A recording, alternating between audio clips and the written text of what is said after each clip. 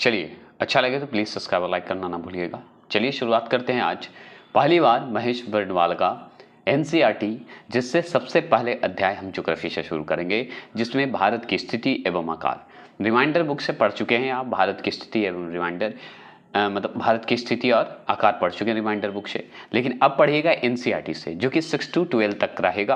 और जितने भी क्वेश्चन टॉपिक बाय टॉपिक रहेंगे और आपका जो है सीरीज बनाया रहेगा, जैसे ज्योग्राफी का खत्म होगा तो हिस्ट्री का तो ये चलता रहेगा। और एनसीईआरटी भी चलेगा डेली। टाइमिंग बता देता हूँ, डेली शाम को 6 बजे से लेके 7 बजे के बीच आपका ये वीडियो अपलोड हो जाएगा। तो वेट करेंगे उसी समय और उसी समय से वाचिंग शुरू करेंगे। नहीं तो आप कभी भी देख सकते हैं, प्लेलिस्ट बना रहेगा, नीचे डिस्क्रिप्शन में दिया रहेगा, एनसीईआरटी कर दिया रहेगा। एनसीईआरटी एमसीक्यू मॉक टेस्ट रहेगा, specially BPSC, railway, SSC, Bihar SSC सभी एग्जाम में आने वाले क्वेश्चन, जो कि सभी टॉपिक्स आते हैं, तो इससे भी पढ़ लीजिए। जो आपको रिमाइंडर में जो गलतियां दिखी है इसमें नहीं दिखेगी, इसमें अगर दिखेगी तो और बुक में नहीं दिखेगी। तो आपको समझिए कि सोल्व होते ही जाएगा और क्वेश्चन करेक्ट करने में आसानी ही होगा, तो जरूर देखेंगे। तो चलिए बकवास खत्म, पढ़ाई पे आते हैं। तो चलिए आते हैं मॉक टेस्ट, इसे पार्ट बाय पार्ट कर दिया हूं मैं और अलग।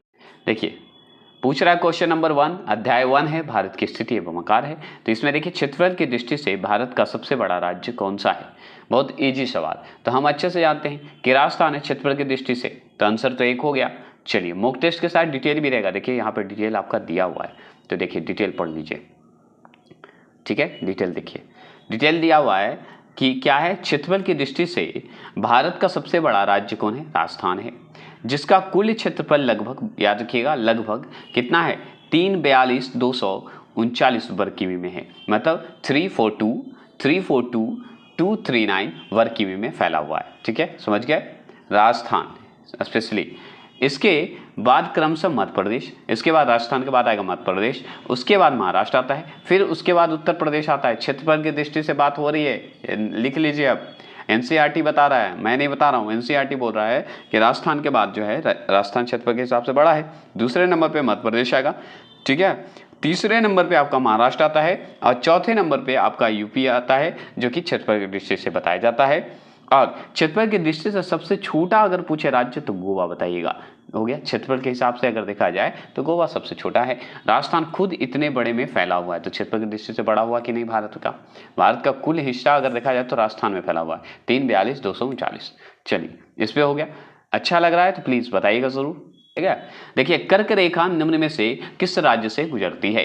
तो कर्क रेखा किस राज्य से गुजरती है, हम बहुत अच्छे से जानते हैं। इस ऑप्शन में 8 अगर कर्क रेखा याद है तो आप बता दीजिए। तो कर्क रेखा गुजरती है झारखंड से। देखिए ना यूपी से उड़ीसा गुजरता है, ना यूपी से गुजरता है, ना आंध्र प्रदेश से, 8 राज्य से। तो 8 राज्य में अगर याद होगा तभी आप बना सकते हैं। तो जैसे झारखंड से गुजरती है कर्क रेखा जो है, आप यहाँ पे आंसर देख लिए होंगे तो आपको लगा होगा, लेकिन हम बताएंगे 8 राज्य याद है नहीं याद है। चलिए इसमें डिटेल, बहुत अच्छा बुक है ये, अगर ये पढ़ लीजिएगा ना तो बीपीएससी तो हम आराम से बोलते हैं, कोई भी एग्जाम कोई भी, मैं बीपीएससी ही नहीं बोल रहा हूँ।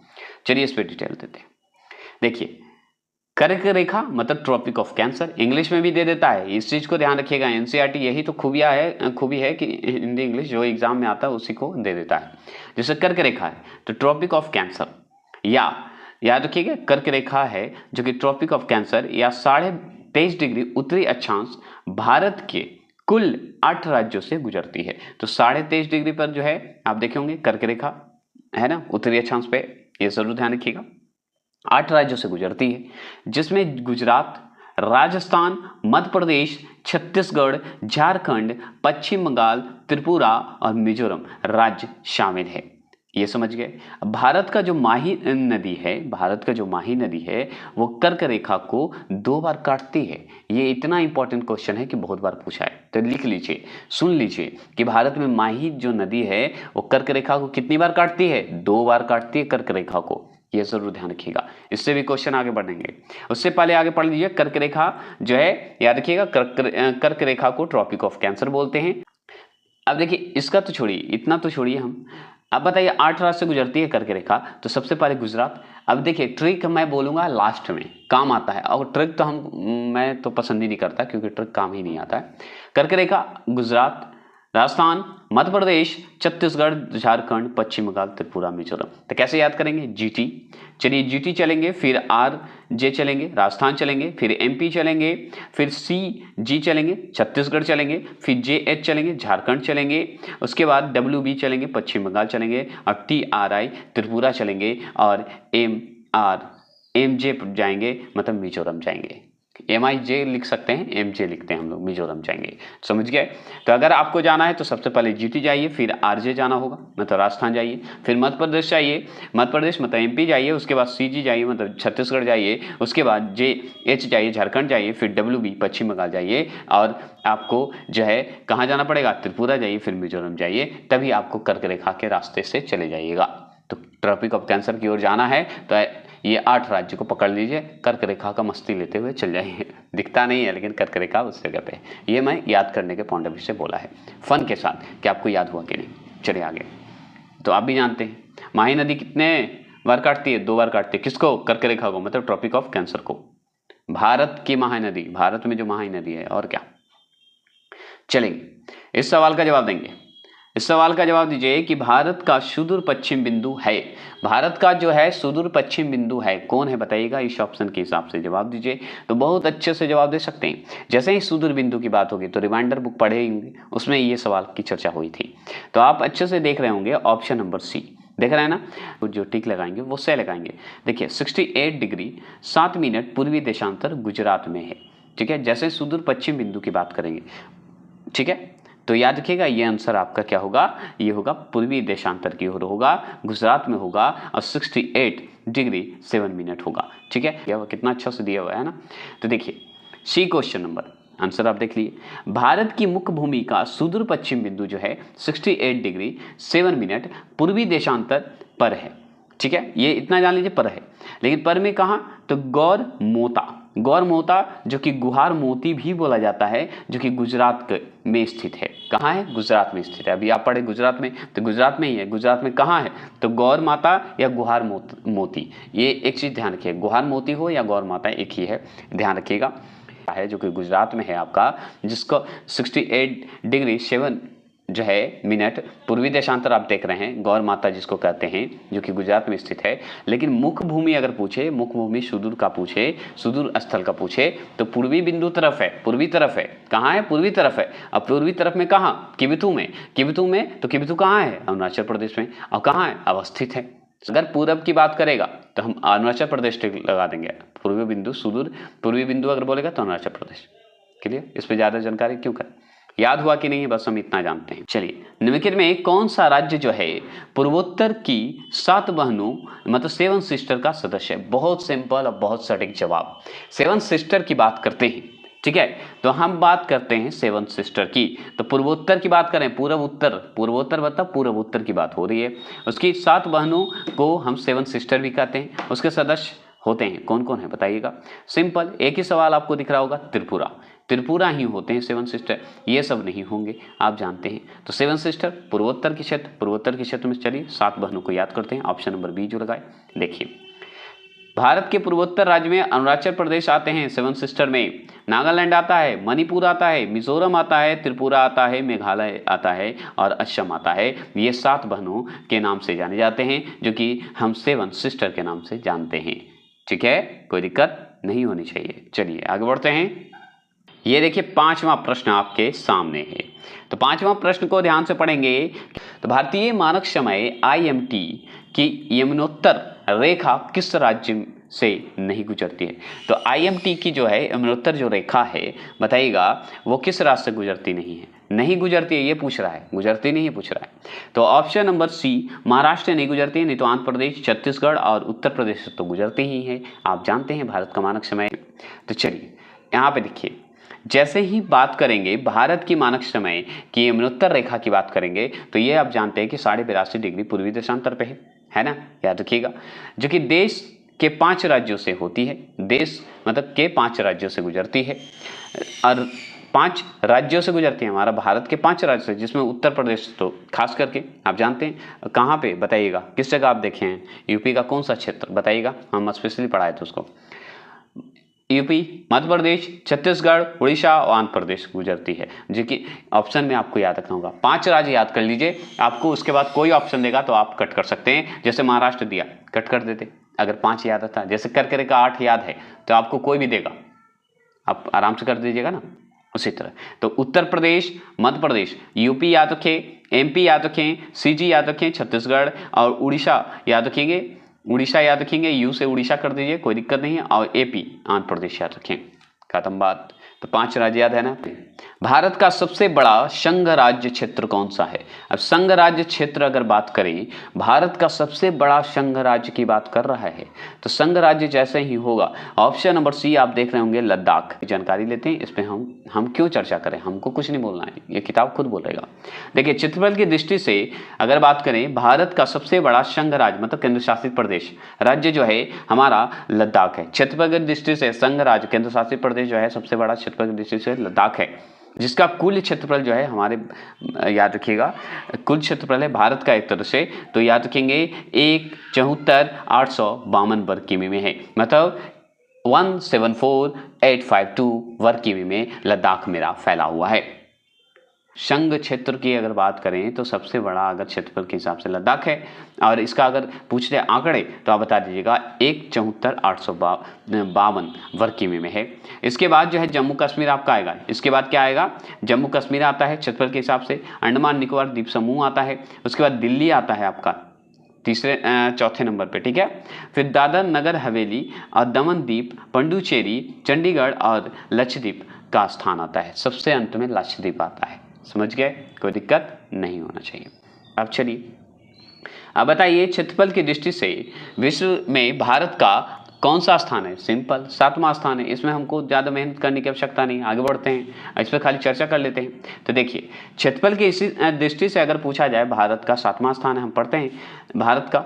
लेकिन सबसे पहले कौन है? तो रूस है पहले नंबर पे, कनाडा है दूसरे नंबर पे क्षेत्रफल की दृष्टि से, तीसरे नंबर पे संयुक्त राज्य अमेरिका है क्षेत्रफल की दृष्टि से, संयुक्त राज्य अमेरिका देख रहे हैं। चीन है हमारा कितने नंबर पे? चौथे नंबर पे आता है।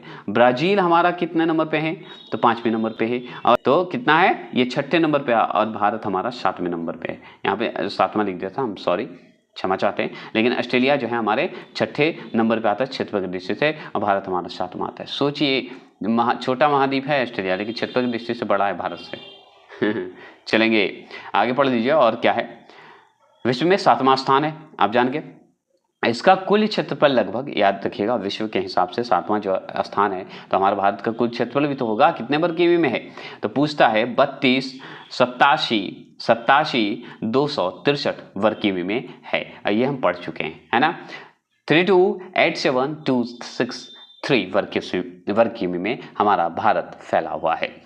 जबकि जनसंख्या की दृष्टि में भारत का विश्व में चीन के बाद दूसरा स्थान है। एनसीईआरटी अभी चीन के बाद ही दूसरा स्थान मानता है हमारा, मतलब जनसंख्या भारत का। ऐसे भारत तो आगे होते जा रहा है, चीन को पीछे करते जा रहा है, लेकिन अभी जनसंख्या की दृष्टि से अभी चीन ही आगे है, भारत दूसरे नंबर पे है। ये जरूर ध्यान रखिएगा। देखिए ये सवाल 8वां प्रश्न को ध्यान से देखेंगे। क्या लिखा हुआ है कि निम्नलिखित में से कहाँ सूर्य की किरणें ऊर्ध्वाधर पड़ती है? ऊर्ध्वाधर जो किरणें होती है, मतलब कहने का मतलब सीधा ना पड़ के तिरछा पड़ता है, उसी को कहते हैं। तो सीधा क्यों पड़ता है पता है? क्योंकि देखिए कर्क और मकर रेखा पे अगर जो किरणें पड़ती है वो सीधा पड़ती है, और श्रीनगर जो है हमारा कर्क रेखा पे पड़ती नहीं है, कर्क रेखा से दूर है, इसीलिए श्रीनगर ही होगा आंसर, याद रखिएगा। चलिए श्रीनगर टिक लगा दीजिएगा। देखिए कर्क रेखा एवं मकर रेखा पर सूर्य की सीधे किरणें पड़ती है। आप अच्छे से जानते हैं कर्क पे और मकर पे सीधी किरणें पड़ती हैं। श्रीनगर कर्क रेखा से बहुत दूर है, हम ही नहीं, बहुत दूर है, और लगभग कितना पता है? 34 डिग्री उत्तरी अक्षांश पर स्थित है। ठीक है, 34 डिग्री पे स्थित है श्रीनगर, स्थित है। इसलिए सूर्य की किरणें जो है यहाँ सीधा नहीं पड़ती है, इसलिए तिरछा पड़ती है। देखिए 9वां प्रश्न है कि निम्नलिखित में से किस राज्य की सीमा, बताइएगा, निम्नलिखित में से किस राज्य की सीमा म्यांमार से स्पर्श नहीं करती है? तो म्यांमार से स्पर्श नहीं करती है, बताइएगा। तो हम बहुत अच्छे से जानते हैं कि ऑप्शन नंबर ए असम जो है नहीं करती है। ये सब जो है ना मैप में लास्ट में ये जब भारत की स्थिति और आकार है इसमें वन लाइनर दिया हुआ है लास्ट में, ठीक है, तो वो भी करवा दूंगा जो कि आपके लिए फायदा हो जाएगा क्योंकि बांटा हुआ है, बताएं ये किताब बताएगा। तो देखिए म्यांमार की सीमा जो है भारतीय राज्य के अरुणाचल प्रदेश, नागालैंड, मणिपुर, मिजोरम, त्रिपुरा से स्पर्श करती है, जो कि कितना किमी करती है, मतलब म्यांमार कितनी लंबी है, तो सीमा जो बनाती है कितनी लंबी, तो 1643 किमी लंबी है। समझ गए, म्यांमार की जो सीमा है जो है 1643 किमी लंबी है, समझ गए, तो 1643 किमी लंबी है। अब देखिए कैसे याद करेंगे, कैसे म्यांमार की सीमा है कि हमारा भारत राज्य जो है लगेगा, अरुणाचल प्रदेश सबसे पहले लगेगा, ऐसे याद कीजिए, ठीक है, जो पहले उसी को बोलेंगे। तो म्यांमार की सीमा अरुणाचल प्रदेश टच करेगा, म्यांमार से जाना है ना म्यांमार, तो अरुणाचल प्रदेश चले जाइए। उसके बाद अगर मान लीजिए आप म्यांमार से नहीं जाना चाहते तो नागालैंड से चले जाइए, तो नागालैंड भी स्पर्श होता है म्यांमार से। अगर म्यांमार से नागालैंड से जाने का मन नहीं करता है तो चले जाइए ना मणिपुर, मणिपुर से म्यांमार आसान है, चले जाइए। वहाँ से भी नहीं जाने का मन है तो मिजोरम चले जाइए ना, मिजोरम चले जाइए, म्यांमार के मिजोरम चले जाइए, मिजोरम से चले जाइएगा। तो मणिपुर मिजोरम जाना है तो म्यांमार चले जाइएगा, और उसके बाद लास्ट में त्रिपुरा जाइए। अब ये इस ऑप्शन के हिसाब से आप फिर कहीं नहीं जा सकते, त्रिपुरा जाइएगा तभी आपको म्यांमार की सीमा मिलेगा वहाँ जाने के लिए, म्यांमार जाने के लिए। याद हुआ कि नहीं, मैंने कोशिश किया याद करवाने की। अगर म्यांमार की सीमा पूछे तो 1643 किमी लंबी है, ये जरूर ध्यान रखिएगा। 10वां प्रश्न है संघ राज्य क्षेत्र पुडुचेरी, संघ राज्य क्षेत्र जो है पुडुचेरी, पुडुचेरी बोला जाता है, ऐसा पुडुचेरी बोला जाता है, ठीक है, की सीमा किस राज्य के साथ स्पर्श नहीं करती है? अब लीजिए संघ राज्य क्षेत्र जो है पुडुचेरी जो है हमारा, आप बताइए किस राज्य से, हमारा केंद्र शासित प्रदेश है ये पुडुचेरी, अब बताइए किस राज्य से स्पर्श नहीं करती है, बता सकते हैं? तो हम अच्छे से बताएंगे, ऑप्शन नंबर ए कर्नाटक से नहीं करेगा, तमिलनाडु, केरल और आंध्र प्रदेश करेगा क्योंकि उधर ही तो है पुडुचेरी, ठीक है। अब चलिए कैसे पढ़ेंगे, हम नहीं कुछ बताएंगे, सब एनसीईआरटी बताएगा, ठीक है। तो देखिए पुडुचेरी जो है संयुक्त रूप से माहे, ठीक है, और क्या बताइएगा, कराईकल, कराईकल, यानाम और पुडुचेरी के साथ जो है भारत का एक केंद्र शासित प्रदेश है जो आंध्र प्रदेश, तमिलनाडु, केरल राज्यों के साथ अपनी सीमा बनाता है। तो जैसे ही पूछेगा पुडुचेरी का कि संयुक्त रूप से किसके साथ सीमा बनाता है, तो याद रखिएगा पुडुचेरी सबसे पहले केंद्र शासित प्रदेश है, ये आप जानते हैं, जो कि आंध्र प्रदेश, तमिलनाडु और केरल राज्यों के साथ ये अपनी सीमा बनाएगा। तो ये 3 राज्यों के याद रखिएगा, तो अपने आप आपको क्या हो जाएगा, आपका ऑप्शन छट जाएगा। तो 3 याद रखिएगा, आंध्र प्रदेश, तमिलनाडु और केरल, 3 राज्य से जो है पुडुचेरी जो है केंद्र शासित प्रदेश जो है पुडुचेरी वो सीमा बनाता है। 11वां प्रश्न को ध्यान में रखिए। 11वां प्रश्न है भारत का क्षेत्रफल पाकिस्तान से लगभग कितना गुना अधिक है? तो इसमें सोचना ही क्या था, 4 गुना है ना, इसमें क्या है 4 गुना है, वन लाइनर के रूप में ही समझिए पढ़ना है इसको, 4 गुना है। अब 4 गुना तो पढ़ लिया, क्या है 4 गुना है, मतलब हमारा भारत का क्षेत्रफल जो है पाकिस्तान से लगभग 4 गुना है, ठीक है, क्षेत्रफल के हिसाब से। अब देखिए भारत का कुल क्षेत्रफल कितना था, आप अभी जस्ट हम लोग पढ़े ऊपर, तो देखिए 7वें स्थान पर आता, तो क्षेत्रफल के हिसाब से हमारा भी है, तो 32 है, 87 है और 263 वर्ग किमी है, मतलब 32,87,263 जो है वर्ग किमी में फैला हुआ है हमारा भारत। और वर्तमान में अगर देखा जाए तो पाकिस्तान का क्षेत्रफल पता है 881,913 वर्ग किमी में है, मतलब 881,913 वर्ग किमी में है, हो गया। अर्थात भारत का जो है क्षेत्रफल पाकिस्तान के क्षेत्रफल से लगभग 4 गुना अधिक है। इसीलिए सोचिए ना, आप 32 यहाँ पे देख रहे हैं, 32 है, 87 है और 263 वर्ग किमी में है, इससे बताइए 4 गुना होगा नहीं, 8 चौक 32, 8 से 4 में गुना कर दीजिए, 8 चौक 32, मतलब 4 गुना है कि नहीं। तो याद रखिएगा 881,913 वर्ग किमी में ही पाकिस्तान है, 4 गुना हम लोग है ना। चलिए आगे चलते हैं। देखिए भारत का सुदूर स्थल दक्षिण बिंदु, अब देखिए पश्चिम बिंदु पढ़ लिए, पूर्वी बिंदु कौन सा है, तो अरुणाचल प्रदेश का था, किबिथु आप पढ़े थे। अब दक्षिणी बिंदु पूछ दिया, तो दक्षिणी बिंदु बताइए कौन है, तो हम बहुत अच्छे से बताएंगे इंदिरा पॉइंट, इंदिरा पॉइंट का पढ़े थे, नीचे की ओर चले जाइए, दक्षिणी बिंदु चले जाइए, इंदिरा पॉइंट पहुंच जाइएगा, ऑप्शन नंबर सी। चलिए तो इसके बारे में जानकारी ले लेते हैं। मैं कोशिश कर रहा हूं आपको फन के साथ याद करवाऊं अच्छे से, तो अच्छा लग रहा है तो प्लीज कमेंट बॉक्स में जरूर करेंगे। चलिएगा, तो भारत का सुदूर स्थल दक्षिणी बिंदु जो है इंदिरा पॉइंट बताइएगा ग्रेट निकोबार अथवा बड़ा निकोबार द्वीप है। मतलब कहने का मतलब कि भारत का सुदूर दक्षिण बिंदु जो है इंदिरा पॉइंट है, ये हम जान गए। तो आपको कहाँ पे ये मिलेगा, कहाँ पे है, तो ग्रेट निकोबार अथवा बड़ा निकोबार द्वीप है। और चलिए, वर्ष 2004 में सुनामी लहरों के कारण यह जो समुद्र में जलमग्न हो गया, क्या हो गया, जलमग्न हो गया।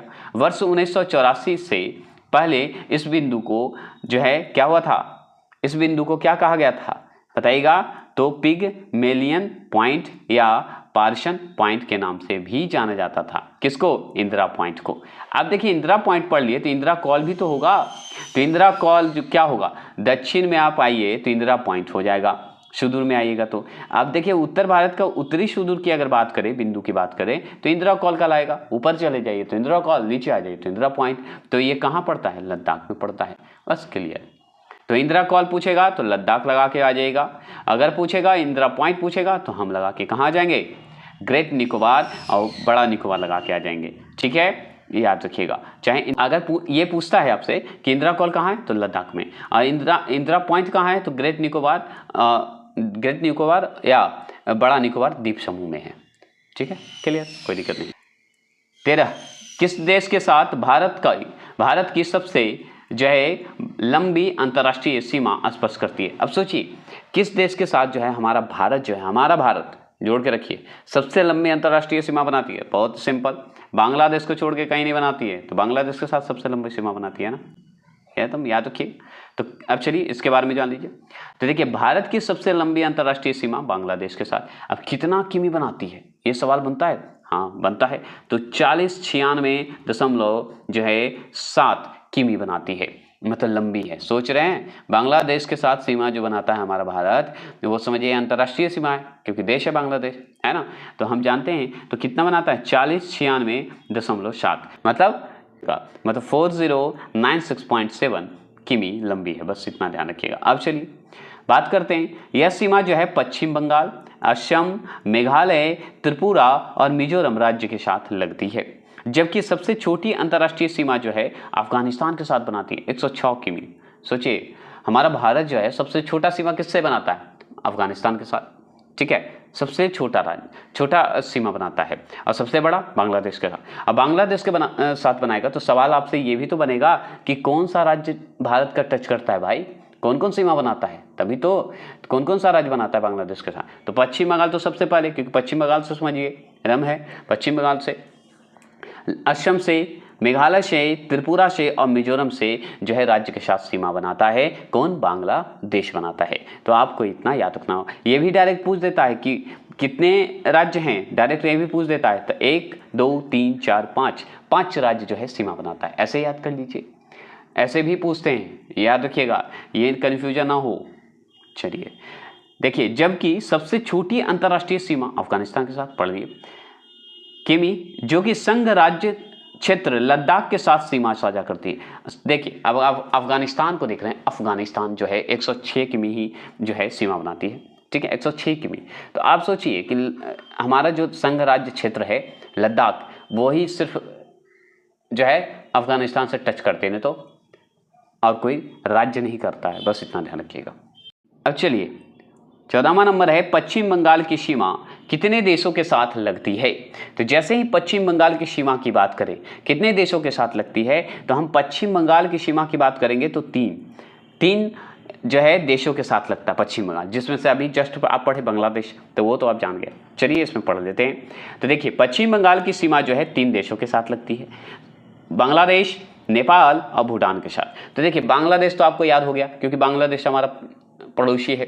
ठीक है, नेपाल है, नेपाल भी हमारा पड़ोसी है, तो पश्चिम बंगाल से टच करता है। अब भूटान तो करता ही है, के साथ लगती है। यह राज्य सबसे बड़ी सीमा रेखा जो है बांग्लादेश के साथ साझा करता है, शेयर करता है। कौन, पश्चिम बंगाल हमारा शेयर करता है बांग्लादेश के साथ।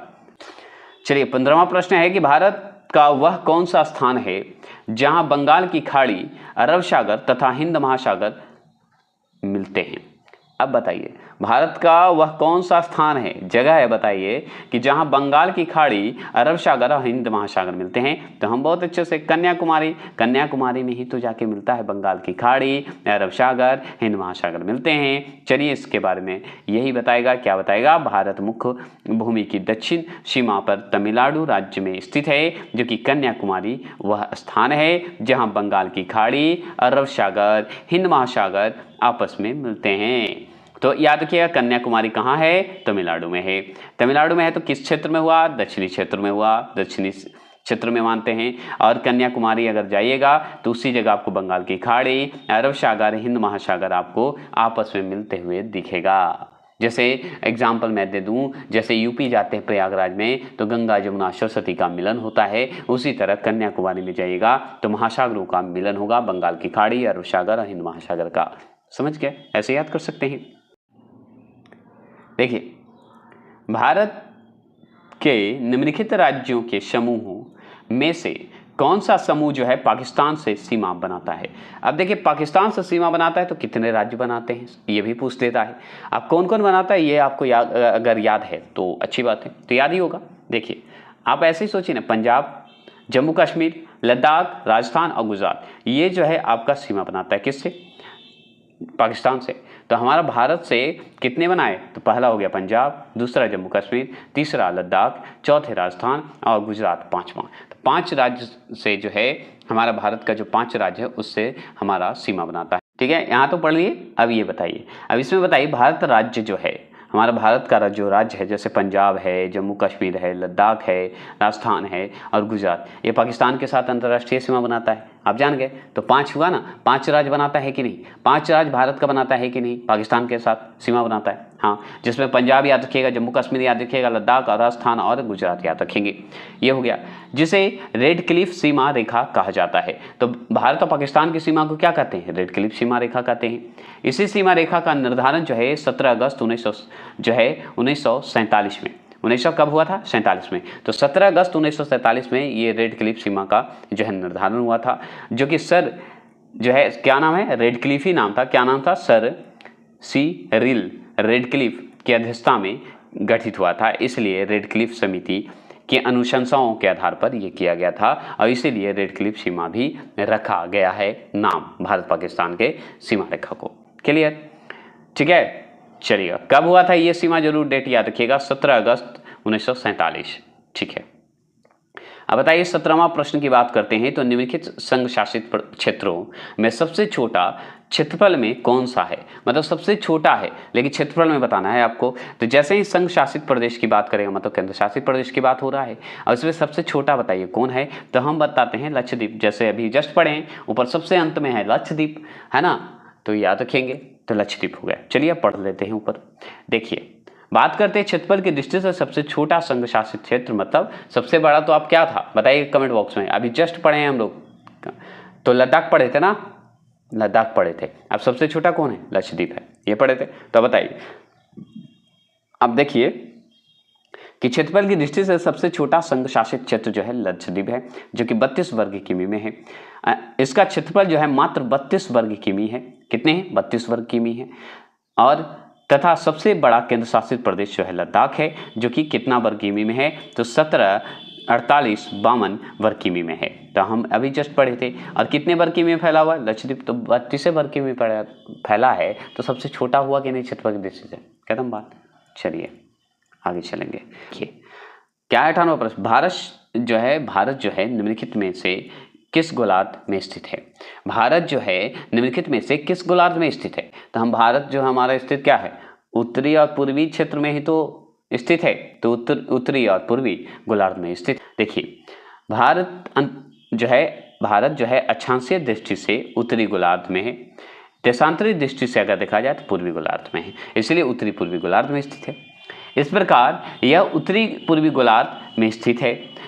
इसका अक्षांशीय विस्तार अगर पूछा जाए तो हम बहुत बार पढ़े हैं कि 8 डिग्री 4 मिनट उत्तरी अक्षांश से लेकर 37 डिग्री 6 मिनट उत्तरी अक्षांश तक है, तथा देशांतरी विस्तार अगर पूछे तो 68 डिग्री 7 मिनट पूर्वी देशांतर से लेके आपका 97 डिग्री 25 मिनट पूर्वी देशांतर के मध्य है।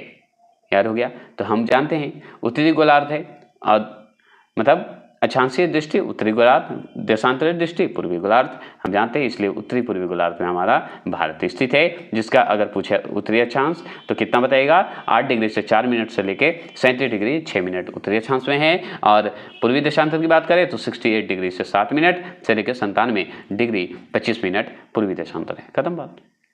बस आप सपोर्ट और सब्सक्राइब करते रहेंगे। निम्नलिखित में से किस राज्य के 3 ओर से बांग्लादेश की सीमा लगी है? अब सोचिए, निम्नलिखित में से कौन सा ऐसा राज्य है, बताइए, मतलब हमारे भारत का कौन सा ऐसा राज्य है जो कि तीनों ओर से बांग्लादेश से जो है सीमा लगी हुई है?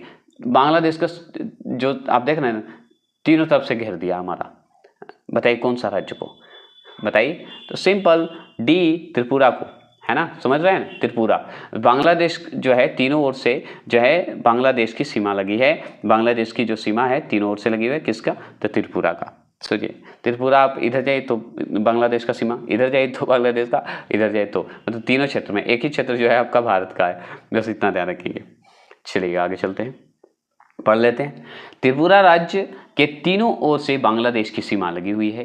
त्रिपुरा के अतिरिक्त जो है मिजोरम, मेघालय, पश्चिम बंगाल, असम की सीमा भी बांग्लादेश से स्पर्श करती है, जिसमें अगरतला जो है त्रिपुरा राज्य की राजधानी है। ये भी सिंपल जवाब याद रखिएगा, राजधानी भी दे दिया, पूछ देता है ना, पूछ देता है, रेलवे पूछ देता है, तो याद रखिएगा। तो जैसे ही पूछेगा त्रिपुरा राज्य को जो है तीनों ओर से जो घेरा हुआ है वो बांग्लादेश की सीमा है, जो कि त्रिपुरा के अतिरिक्त जो है मिजोरम, मेघालय, पश्चिम बंगाल और असम की भी सीमा जो है बांग्लादेश से स्पर्श करती है।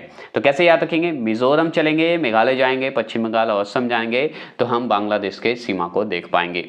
और त्रिपुरा तो है ही भाई, अगर त्रिपुरा चले तो तीनों ओर से बांग्लादेश की सीमा देख लीजिएगा। तो कहाँ जाना पसंद करेंगे, जाना होगा तो कमेंट बॉक्स में कमेंट करेंगे, कैसा लगा ये वीडियो ज़रूर बताएंगे। चलिएगा, तो तभी तो त्रिपुरा चलेंगे। चलिए फन करता हूँ। 20वां प्रश्न है कि निम्नलिखित कथनों में से कौन सा ये कथन सत्य है? बताइएगा कौन सा कथन सत्य होगा। अब इसको पढ़ना पड़ेगा। तो सत्य दोनों है, क्यों, ए और बी दोनों है। एक तरह से आंसर तो दिया हुआ रहता है, तो ऑनलाइन ही है, समझिए, आप आंसर ऐसे भी देख लेंगे। तो देखिए, भारत देश की लंबाई जो है उत्तर से दक्षिण की ओर, पूरब से पश्चिम की अपेक्षा अधिक है। देखिए 82.5 डिग्री मतलब 82 डिग्री 30 मिनट पूर्वी देशांतर रेखा को भारत का मानक यमुनोत्तर माना गया है। ठीक है, ये भी जान गए, ये भी सही है। देखिए, भारत उत्तर से दक्षिण कितना है, 32 से 14 किमी है, और पूरब से पश्चिम कितना है, 29-33 किमी है। ये सब मैं पढ़ा चुका हूँ रिमाइंडर में, तो इस पर ज़्यादा जानकारी नहीं देंगे हम। ठीक है, 33 किमी है कि लंबाई में विस्तृत है, आप जानते हैं लंबाई में विस्तृत है। तो आप बताइए सबसे ज़्यादा कौन है, उत्तर दक्षिण सबसे ज़्यादा है ना, और सबसे कम कौन है, पूर्वी पश्चिम है। मतलब उत्तर दक्षिण की अपेक्षा कम है आपका पूर्वी पश्चिम। ठीक है, अब गुजरात से अरुणाचल प्रदेश की बात करें कि स्थानीय समय की बात करें तो 2 घंटे का अंतर होता है, 2 घंटे का। ठीक है, अब देखिए, अतः 82.5 डिग्री मतलब 82 डिग्री 30 मिनट पूर्वी देशांतर रेखा को भारत की मानक देशांतर रेखा माना जाता है। ठीक है, आप जानते हैं 82.5 डिग्री को ही मानते हैं, जो कि उत्तर प्रदेश में मिर्जापुर से गुजरती है, जो कि हम पढ़ चुके हैं, है ना। तो उत्तर प्रदेश के मिर्जापुर से गुजरती है। चलिए 21वां प्रश्न, अधिकतम राज्यों के साथ सीमा स्पर्श करने वाले राज्य का क्या नाम है, बताइएगा। अधिकतम राज्यों के साथ अगर बात करें सीमा स्पर्श करने वाले राज्यों का नाम बताएंगे तो हम बताएंगे उत्तर प्रदेश, क्योंकि उत्तर प्रदेश ही सबसे ज़्यादा सीमा बनाता है।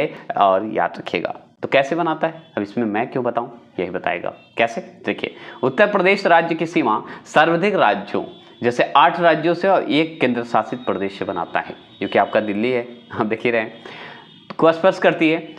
ये राज्य कौन कौन है बताइएगा। तो हम जानते हैं बिहार सबसे पहले आएगा भाई, यूपी से ही।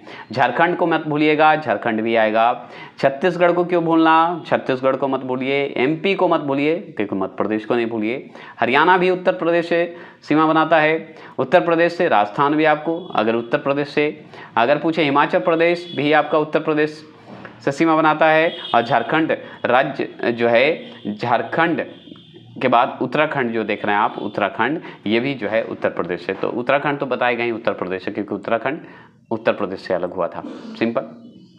और एक केंद्र शासित प्रदेश दिल्ली है, ये ज़रूर ध्यान रखेंगे। तो साथ ही यह राज्य जो है नेपाल के साथ अंतर्राष्ट्रीय सीमा बनाता है, कौन? उत्तर प्रदेश, याद रखिएगा। चलिए अब कैसे याद करना, ये है इम्पॉर्टेंट। तो ये जो नेक्स्ट वीडियो जो बनाऊंगा उसमें करूंगा, लेकिन अभी कोशिश करते हैं याद करवा देते हैं कि उत्तर प्रदेश की बात करेंगे तो हम बोलेंगे चलिए बिहार। बिहार आइए, बिहार में घूमिए फिरिए, और उत्तर प्रदेश जैसे ही आप बिहार में एंट्री लीजिएगा, अगर मान लीजिए दिल्ली से आना चाहते हैं तो यूपी आइएगा। यूपी में आइएगा तो आपको क्या होगा, बिहार के बॉर्डर पे मिलिएगा, तो आप हो गया, सीमा बनाए कि नहीं। अब अगर बिहार आइएगा और अगर मान लीजिए झारखंड जाना है तो उत्तर प्रदेश से डायरेक्ट झारखंड चले जाइए, तो वो भी झारखंड की सीमा बनाता है, झारखंड के साथ बनाता है उत्तर प्रदेश।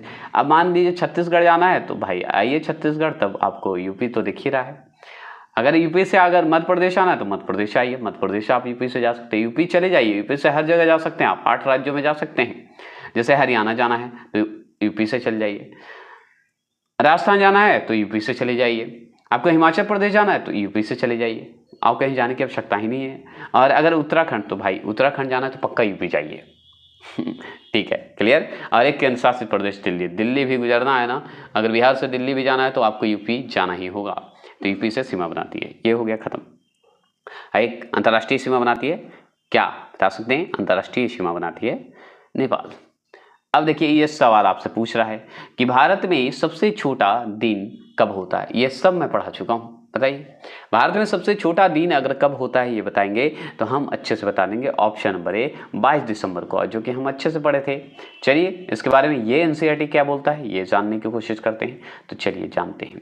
तो देखिए बोल रहा है कि भारत में सबसे छोटा दिन जो है 22 दिसंबर को होता है, क्योंकि 22 दिसंबर को सूर्य मकर रेखा पर लंबवत चमकता है, मकर रेखा पर पड़ता है, चमकता है।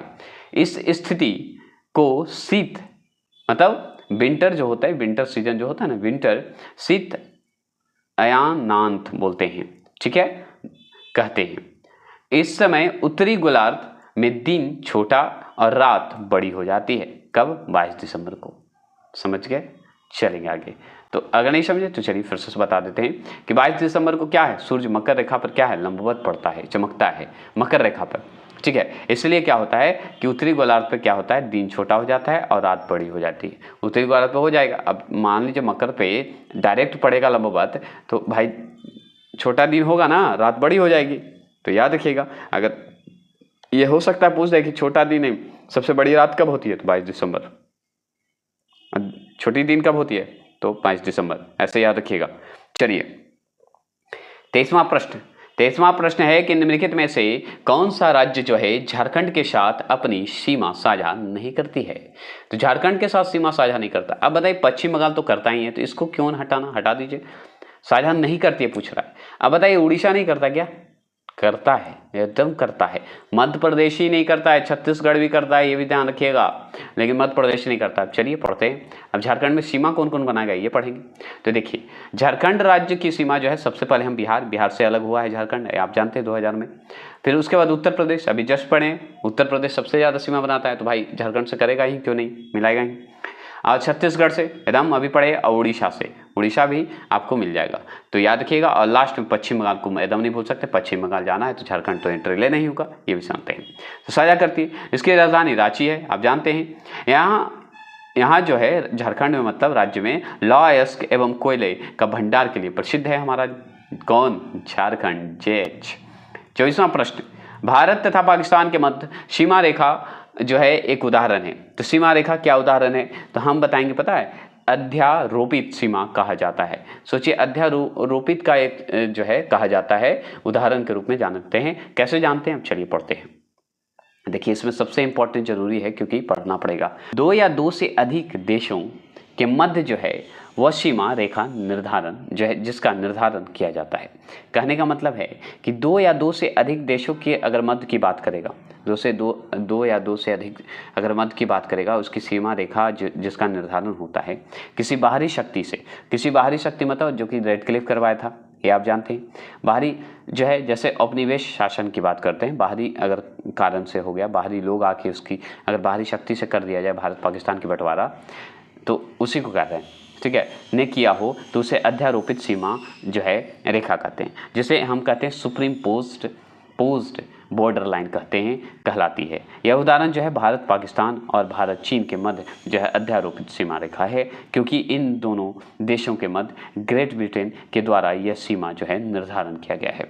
तो इस चीज़ को ध्यान रखिएगा कि मतलब ग्रेट ब्रिटेन द्वारा जो है सीमा रेखा का निर्धारण किया, और याद रखिए बाहरी शक्तियों के कारण होता है। बाहरी शक्ति जैसे कि जो ग्रेट ब्रिटेन जो किया था कि भारत पाकिस्तान की सीमा रेखा कर दिया कि नहीं कर दिया, भारत चीन का भी सीमा जो है शक्तियों के कारण जबरदस्ती कर दिया गया, दोनों का बंटवारा कर दिया गया। तो इसी को बोलते हैं अध्यारोपित सीमा। ठीक है, सुप्रीम हुआ ना, सुप्रीम अपना शक्ति दिखाया। ठीक है, उस लाइन को ही बोला गया है अध्यारोपित। तो रेड क्लिफ के नाम पे रेड क्लिफ करवाया था, रेड क्लिफ के नाम पे बन गया। तो इसी से भारत चीन का मैकमोहन हुआ, मैकमोहन के नाम पे पड़ गया। तो इस तरह का बनाया गया है। ठीक है, तो ये अध्यारोपित इसी को कहते हैं कि जबरदस्ती बना दिया गया। चलिए 25 क्वेश्चन नंबर है कि सिक्किम से गुजरने वाला अक्षांश से भी गुजरता है। तो सिक्किम से गुजरने वाला अक्षांश से भी गुजरता है, तो हम जानते हैं राजस्थान। ठीक है, तो सिक्किम से गुजरने वाला जो अक्षांश है वो राजस्थान से भी गुजरता है, समझे। तो पूरब में स्थित जो सिक्किम राज्य है, राज्य से गुजरने वाला जो अक्षांश है भारत के पश्चिम जो राज्य है राजस्थान से भी होकर गुजरता है। तो अक्षांश आप जान गए तो समझ में आ जाएगा। मैप दिखा देंगे। देखिए उत्तर पश्चिम में भारत भूमि की सीमा किस देशों के साथ लगती है, बताइएगा किस देश के साथ लगता है। तो उत्तर पश्चिम में भारत भूमि की सीमाएं जो है बताइएगा किस देश के साथ लगेगी, तो हम बताएंगे पाकिस्तान के साथ लगेगा। पढ़ देते हैं। तो देखिए उत्तर पश्चिम में भारत भूमि की सीमा जो है पाकिस्तान देश के साथ संलग्न है, मतलब मिलती है। पाकिस्तान की राजधानी जो है इस्लामाबाद है, और किरथर, सुलेमान और हिंदू कुश यहाँ का प्रमुख पर्वत श्रेणी है। कहाँ का, याद रखिएगा भारत का।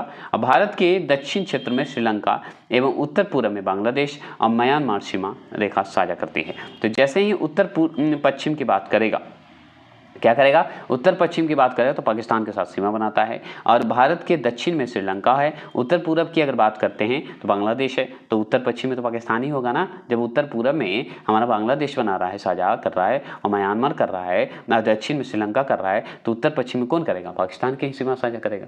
क्लियर, कोई दिक्कत।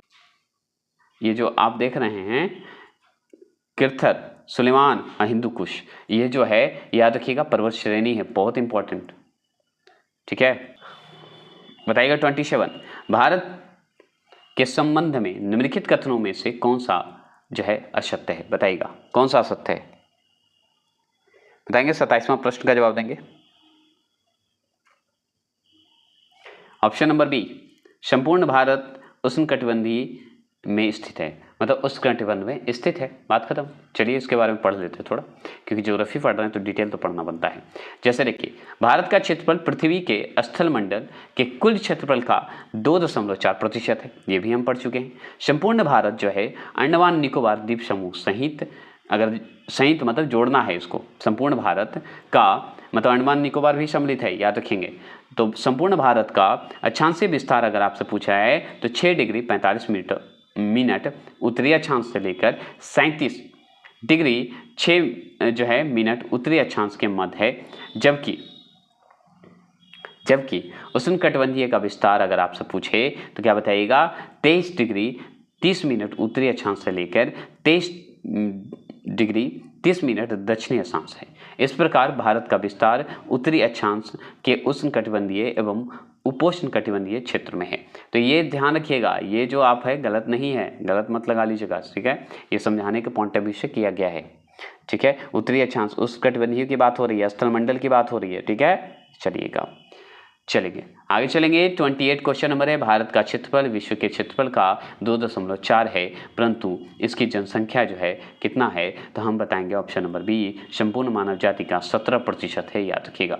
सोचिए क्षेत्रफल के हिसाब से 2.4 ही है ना, और जनसंख्या के हिसाब से देखा जाए तो संपूर्ण मानव जाति का 17% हो गया है, याद रखेंगे। तो चलिए इसके बारे में भी जान लेते हैं, अब फटाफट खत्म करते हैं। संपूर्ण राष्ट्रीय जनसंख्या जो है प्रभाव यहाँ पे लिखना चाहिए, प्रभाग लिख दिया है, के अनुसार याद रखिएगा 2023 में भारत की जनसंख्या विश्व जनसंख्या का 17.70% है। संयुक्त राष्ट्र जनसंख्या कोष के नवीनतम आंकड़ों के अनुसार 2023 में भारत की जनसंख्या जो है 142.86 करोड़ है। सोचिए 2023 का आंकड़ा बता रहा है। इस प्रकार भारत चीन जो है, भारत चीन का जो आप देख रहे हैं को पीछे छोड़ते हुए विश्व का सबसे अधिकतम आबादी वाला देश बनने जा रहा है भारत। चीन का देखिए 142 है और यहाँ 142.86 हो गया। सोचिए कितना बढ़ते जा रहा है, मतलब 23 का अपडेट है। चलिए आगे चलेंगे। 29वां प्रश्न है कि निम्नलिखित जोड़ों में से कौन सा जोड़ा जो है सही नहीं है। तो कौन सा जोड़ा सही नहीं है, तो ये देखिए ऑप्शन नंबर डी जो है वो सही नहीं है। भारत में राज्यों की संख्या 26 है, नहीं एकदम नहीं। हाँ ये है, भारत का कुल क्षेत्रफल जो है 3.28 मतलब 28 मिलियन वर्ग किमी में है, ये सही है। 24 भी दे देता है, 28 भी दे देता है, कोई दिक्कत नहीं है। भारत का अक्षांशीय विस्तार जो है 8 डिग्री 4 उत्तर से लेकर 37 डिग्री 6 मिनट है, आप अच्छे से जानते हैं, कोई दिक्कत नहीं है। ठीक है, एक मिनट क्या, हाँ ठीक है। और भारत का देशांतरीय विस्तार क्या है, 68 से लेकर 97, ये आप देखें। चलिए इसके बारे में पढ़ लेते हैं। तो देखिए भारत का भौगोलिक क्षेत्रफल जो है 3.28 मिलियन वर्ग किमी में है, ठीक है, जिसे 87 भी बोलते हैं। 32.87 लाख वर्ग किमी में, वर्ग किमी में पूछेगा तब बताइएगा, नहीं तो मिलियन वर्ग किमी में यही होगा। भारत की मुख्य भूमि का अक्षांशीय विस्तार अगर आपसे पूछा है, अक्षांशीय विस्तार पूछा है तो आप इतना तो पढ़ ही लिए हैं, कितना 8 डिग्री 4 मिनट उत्तरी अक्षांश से लेके 37 डिग्री 6 मिनट उत्तरी अक्षांश, एवं देशांतरी विस्तार पूछे तो 68 डिग्री 7 पूर्वी देशांतर 7 मिनट पूर्वी देशांतर से लेके 97 डिग्री 25 पूर्वी देशांतर है। याद हुआ, ये बस सुनिए याद हो जाएगा अपने आप, इतना बार बोला जाएगा। भारत का स्थलीय सीमा लगभग कितना है, 15,200 किमी है। अगर पूछे भारत का स्थलीय सीमा, स्थलीय मतलब जमीन दिखना चाहिए, पानी नहीं, जमीन तो याद रखिएगा वो होगा 15,200 किमी। और अंडमान निकोबार सहित जो मुख्य भूमि के समुद्र तट की लंबाई अगर पूछे तो हम बताएंगे 7,516.6 किमी बताएंगे। क्लियर, कोई दिक्कत नहीं। समुद्री तट की लंबाई जिसमें एकदम समुद्री तट आपको दिखना चाहिए किनारे किनारे, तो उसके अब याद रखिएगा 7,516 किमी 0.6 मतलब बता दीजिएगा। चलिए 30वां प्रश्न और आपका 31-32 क्वेश्चन खत्म हो जाएंगे। तो 30वां प्रश्न है कि भारत की निम्नलिखित नदियों में से कौन सी नदी कर्क रेखा को 2 बार काटती है, ये आप पढ़ चुके हैं, और ये माही नदी को काटती है, मतलब माही नदी काटती है कर्क रेखा को 2 बार। समझ गए, अब दिखता नहीं है लेकिन काटता है। माही नदी कर्क रेखा को 2 बार काटती है, मतलब 2 बार पार करती है। यह पश्चिम भारत की ओर बहने वाली 5 नदियों में से एक है। सोचिए पश्चिम में बहने वाली 5 नदी है, जिसमें से ये जो है बहने वाली 5 नदियों में से एक यह भी है माही नदी, जो कि 2 बार कर्क रेखा को काटती है, ट्रॉपिक ऑफ कैंसर को। अन्य नदियाँ जो जिसमें ताप्ती नदी है, साबरमती है, लूनी नदी है और नर्मदा, ये जो है पता है पश्चिम की ओर बहती है, ठीक है, पश्चिम की ओर मतलब अरब सागर की ओर चली जाती है, इधर नहीं जाती है, ठीक है, मतलब गंगा तरफ बंगाल की खाड़ी में नहीं जाएगी, उल्टा चला जाता है। तो माही नदी भी इसी में आता है। तो आपसे अगर पूछ दे तो सिर्फ नर्मदा को मत याद रखिएगा कि भाई उल्टा बहती है, नहीं, ये भी है पश्चिम की ओर बहती है। तो नर्मदा, लूनी नदी, साबरमती, ताप्ती और माही नदी। देखिए लूनी नदी तो अपना कच्छ में ही जाके खत्म हो जाती है, तो आप भी पढ़ें, तो इस पर हमको डिटेल की आवश्यकता नहीं है। चलिए आगे माही को पढ़ लेते हैं।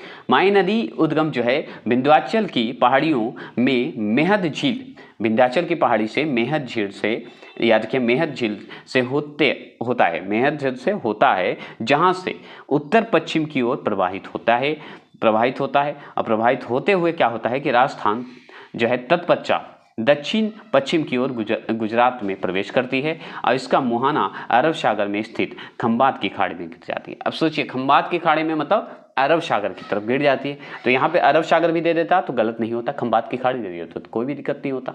तो याद रखिएगा, तो याद रखेंगे माही नदी कहाँ सबसे पहले तो राजस्थान जाएगी, उसके बाद गुजरात में भी जाती है। तो माही नदी आपका याद रखिएगा विंध्याचल से निकलेगी, याद रखिएगा विंध्याचल कौन से मेहद झील से निकलती है, बस इतना ध्यान रखिएगा। कहाँ गिरती है, खंबात की खाड़ी में, किधर पड़ता है तो अरब सागर के में स्थित है खंबात की खाड़ी। चलिए गए देखिए इस सवाल को देखिए 31, जब भारतीय मानक समय के अहमन्योत्तर की बात करते हैं पर अर्ध रात्रि है, एक स्थान पर सुबह के कहिए या सुबह का, यहाँ पर थोड़ा सा मिस्टेक है, 6 बजते हैं, यानी सुबह का 6 बजता है, उस स्थान की अवस्थिति बताइए जिस यमुनोत्तर पर है वह बताइएगा। मान लीजिए भारत मानक समय का यमुनोत्तर अगर मान लीजिए अर्धरात्रि में आप कहीं हैं, किसी स्थान पे हैं और सुबह का वहाँ 6 बजता है, तो बताइए कि वो क्या होगा स्थिति, वहाँ पे का स्थिति क्या होगा। तो हम बताएंगे 20वां प्रश्न 172 डिग्री 30 मिनट पूर्व होगा। क्या होगा? पूर्वी होगा। तो कैसे, देखिए जान लीजिए। जैसे ही भारत अगर बात करें, जब भारतीय मानक भारत की अगर बात करते हैं, तो जब भारतीय मानक समय की बात करें, यमुनोत्तर की बात करें, तो 82.5 डिग्री आप जानते हैं। पर अर्धरात्रि को अगर देखा जाए तो 12 बजा है, अर्धरात्रि को 12 बजता है कि नहीं, 12 बजता है कि नहीं। और एक स्थान पर अगर मान लीजिए सुबह 6 बजा है, ठीक है, सुबह 6 बजा है, तो वह स्थान जो है भारत के पूर्व में स्थित है, मान लीजिए पूर्व में स्थित है, ठीक है, क्योंकि पृथ्वी पश्चिम से पूरब की ओर घूमती है, पश्चिम से पूरब की ओर घूमेगी तो 6 बजेगी तो पूरब की ओर होगी, ठीक है। अब अपने अक्ष पर परितः घूम रही है, कौन? पृथ्वी घूम रही है, इसलिए पूरब में सूर्योदय पहले होता है, जो कि 6 घंटा के अंतराल पर उनके यमुनोत्तर के बीच कितना होगा, तो याद रखिएगा 15 डिग्री गुने 6 होगा, मतलब 90 डिग्री, मतलब 15 डिग्री बराबर 1 घंटा होता है, तो अंतराल होगा, तो इसलिए क्या होगा, चलिए बता देते हैं। इसलिए वह स्थान जो अवस्थित है वो याद रखिएगा ये पूर्वी देशांतर पे होगा, 172 डिग्री मतलब 72.5 डिग्री पूर्वी देशांतर तक होगा। यही तो है। समझ में आया? नहीं समझ में आया तो बाद में हम डिटेल में देंगे, लेकिन अभी हमको मॉक टेस्ट खत्म करना है, याद रखिएगा। चलिए 32वां प्रश्न है, मैकमोहन सीमा रेखा स्थित है। तो मैकमोहन सीमा रेखा जो है क्या है बताइएगा। तो आप जानते हैं ऑप्शन नंबर ए, भारत एवं चीन के बीच की कहते हैं मैकमोहन रेखा, और रेड क्लिफ जो है भारत पाकिस्तान को कहते हैं, आप जानते हैं। तो देखिए मैकमोहन रेखा, रेड क्लिफ, टुंड्रा, ये सब रेखा जो है हम पढ़ेंगे अभी, तो चलिए पढ़ लेते हैं। तो मैकमोहन रेखा की अगर बात करें तो भारत और चीन के बीच की उत्तरी पूर्वी सीमा निर्धारित करती है। वो भी याद रखिएगा, भारत चीन की अगर बात करते हैं, बीपीएससी वाले याद रखिएगा, ये छोटे छोटे पार्ट को भी याद रखेंगे। तो उत्तरी पूर्वी सीमा की रेखा को बनाता है, याद रखिएगा, उत्तरी पूर्वी सीमा को बनाता है मैकमोहन रेखा, ठीक है, याद रखिएगा। और रेड क्लिफ की अगर बात करें, बाहरी आवाज़ इतने आ रहे हैं, हम क्षमा चाहते हैं, लेकिन रिक्वेस्ट है कि देखते जाएं, ठीक है। रेड क्लिफ की अगर बात करें तो भारत पाकिस्तान आप जानते हैं मध्य सीमा को बनाता है, मध्य सीमा को याद रखिएगा। और डुंड्रा रेखा जो है भारत अफगानिस्तान को बनाता है, जो कि अब भारत अफगानिस्तान का नहीं, भारत पाकिस्तान का हो गया है, तो याद रखिएगा। लेकिन एनसीईआरटी अभी भी मानता है भारत अफगानिस्तान को, ये जरूर ध्यान रखिएगा, लेकिन हम मानेंगे भारत पाकिस्तान को, जो कि मध्य सीमा को ही बनाता है, आप याद रखेंगे। तो आज के लिए इतना ही रखते हैं। जय हिंद, जय भारत, और जल्द ही आपको आएगा वीडियो नया चैप्टर नंबर, अध्याय नंबर 2। अब इसके बारे में थोड़ा सा बता देता हूँ। जैसे देखिए, ये जान लीजिए 15 डिग्री जो है 1 घंटा का होता है, 15 डिग्री। अब 15 डिग्री 1 घंटा का होता है, तो मान लीजिए 6 बजा है, कहीं अर्धरात्रि की बात हो रहा है तो 12 बज रहा है, अर्धरात्रि मतलब 12 बजे बोल रहा है, 12 बजे, और कहीं सुबह 6 बज रहा है, तो पूर्वी पश्चिम से घूमता है हमारा पृथ्वी, पूरब से पश्चिम घूमता है, तो पूरब से पश्चिम घूमेगा, इसीलिए तो हमारा सूर्योदय पूरब में होता है। उसी के हिसाब से 15 छक्के 90 हो जाता है, तो 82.5 डिग्री में प्लस 90 को ऐड कर दीजिए तो 172 आ जाता है, इसलिए पूर्वी देशांतर पर हो जाता है। बस इतना ही था। जय हिंद, जय भारत।